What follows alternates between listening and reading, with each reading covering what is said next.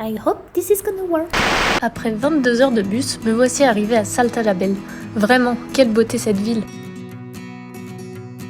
Je retrouve sur les coups de 16 heures mes 3 copines avec qui je vais faire le grand périple de la région, la boucle sud, puis la boucle nord, en voiture de location. Nous devons toute l'organisation en grande partie à Clémentine, qui a un don pour trouver les pépites. Pour ma part, j'avoue que je me suis contentée pour cette fois de suivre le mouvement. À l'origine, j'avais prévu 2 jours sur Salta dans mon planning. Heureusement que je ne l'ai pas tenu. D'ailleurs, je pense que c'est à peu près là que j'ai décidé de faire jouer la carte de ma garantie voyage pour repousser la date de retour. Faut dire que 3 mois, c'était vraiment pas beaucoup. Une vraie galère administrative, mais qui au final me permettra de visiter la Bolivie une semaine plus tard. Mais revenons-en à Salta. Nous démarrons donc par la boucle sud, par le Parque Nacional Los Cardones, où on se fait surprendre par un peu de pluie.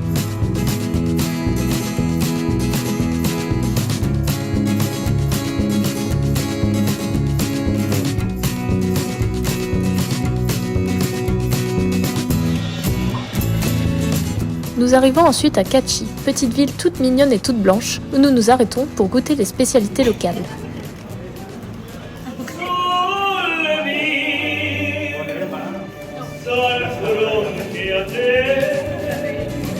Puis, passage rapide par le village mort de Molinos, avant de prendre une route au paysage magnifique.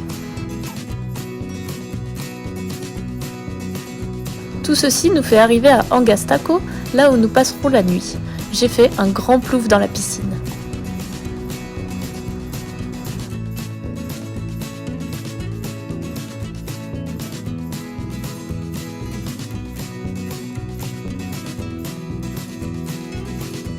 Le lendemain, on enchaîne avec la Quebrada de las Flechas, de magnifiques concrétions issues de bouleversements géologiques.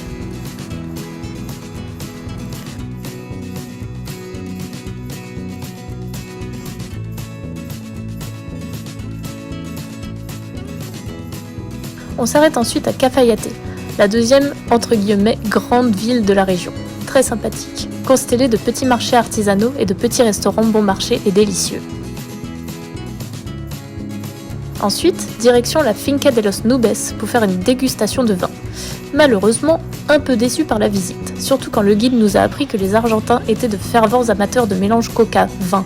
Quel sacrilège!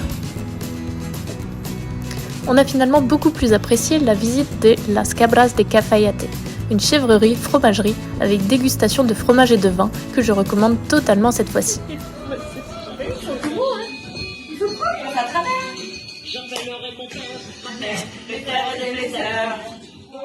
Le jour 3, nous passons par la Quebrada de las Conchas où on peut admirer plein de petits spots magnifiques. Admirer plutôt.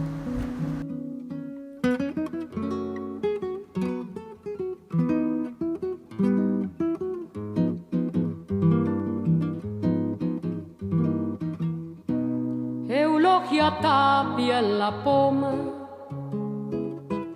al aire da su ternura, si pasa sobre la arena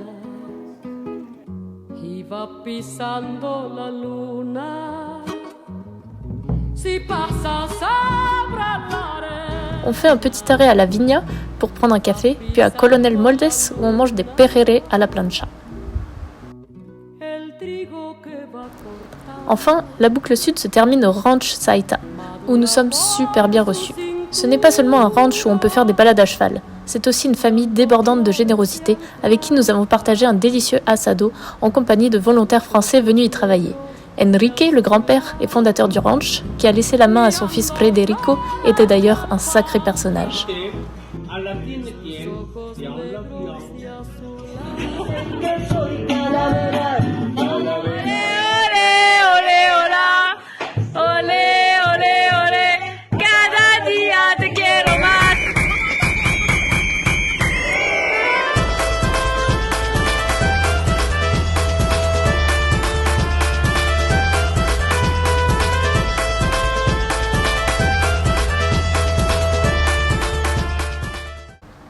Le jour suivant, nous retournons à Salta pour récupérer nos billets de bus vers la Bolivie, qu'on fera juste après la boucle nord.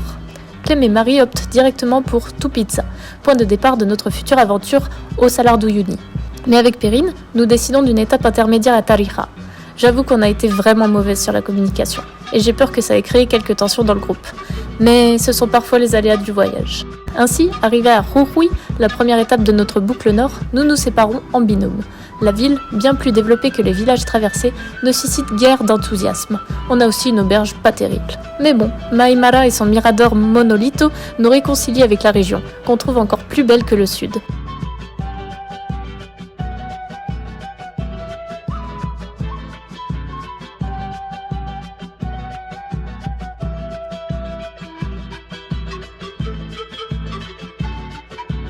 Après cette petite escapade, place à Tilcara, l'un de mes villages préférés.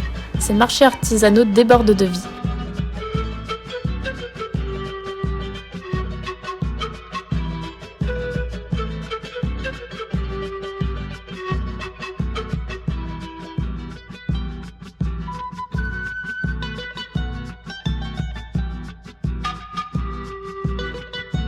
Au restaurant El Fondito, les unes découvrent la provoleta, une spécialité fromagère inspirée des Italiens, tandis que les autres savourent une tortilla ou un pastel de llama.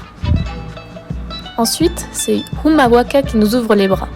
La montée au Cerro de los 14 Colores, à 4300 mètres d'altitude, nous montre combien le manque d'air est difficile en altitude et nous prépare à la Bolivie. Mais les efforts sont récompensés par une vue à couper le souffle. Nous passons la nuit au Giramundo Hostel, un de mes hostels préférés du voyage, orné de fresques murales et doté d'une superbe terrasse. Le jour suivant, nous petit déjeunons dans le village avant une randonnée d'1 heure dans la Quebrada de las Señoritas, un canyon qui fait penser à des paysages australiens.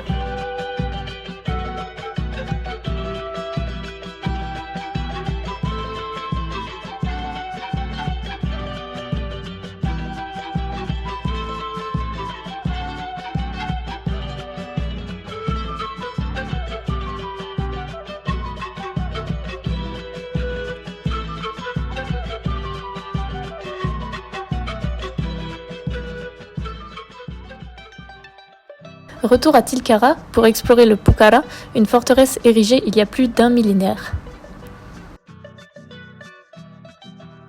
Un déjeuner dans un restaurant permet aux filles de goûter au matambre à la pizza, mais j'avoue avoir été un peu déçue. Rosana en fait un bien meilleur. Prochaine destination, Purmamarca, un village enclavé dominé par le Cerro des 7 couleurs. La balade à pied nous offre des vues mémorables. De plus, Perrine choisit d'y faire un flash mob pour ses amis à distance.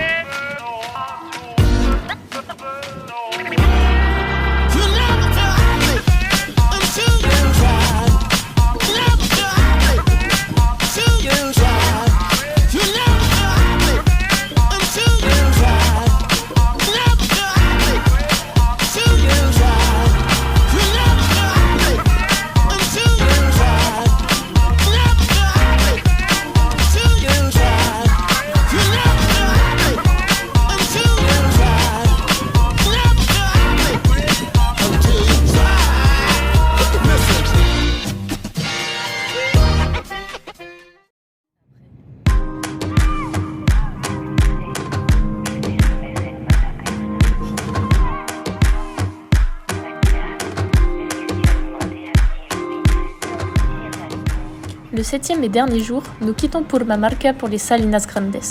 La route est déjà vraiment sympa, mais le final qui nous attend l'est encore plus.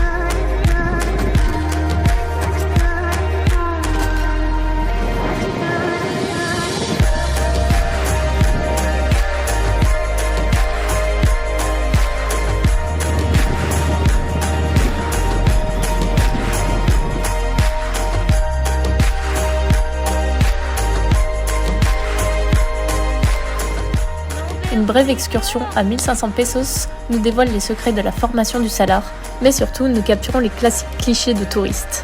Une conclusion tout en beauté.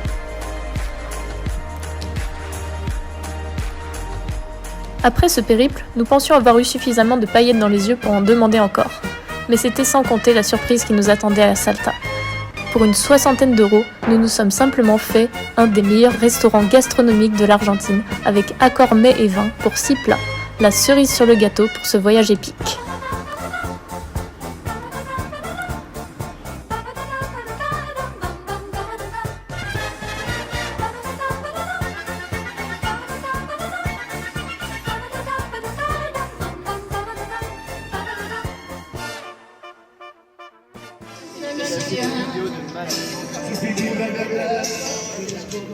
Après de dernières déambulations dans la jolie ville de Salta, c'était parti pour la Bolivie. Je me souviens avoir réussi à écouler jusqu'au dernier peso argentin avant le départ. Si bien que je n'ai pas eu d'argent pour payer le monsieur qui range les sacs dans le bus. Et il était sacrément en colère. Mais bon, vous savez quoi ? Le karma allait bientôt frapper pour moi. Rendez-vous au prochain épisode pour découvrir pourquoi. Como que soy tu piseño, nacido en tierra chicheña, hoy he salido a cantar, a pintar con mis canciones, vida, la hermosura del lugar. A pintar con mis canciones, vida, la hermosura del lugar.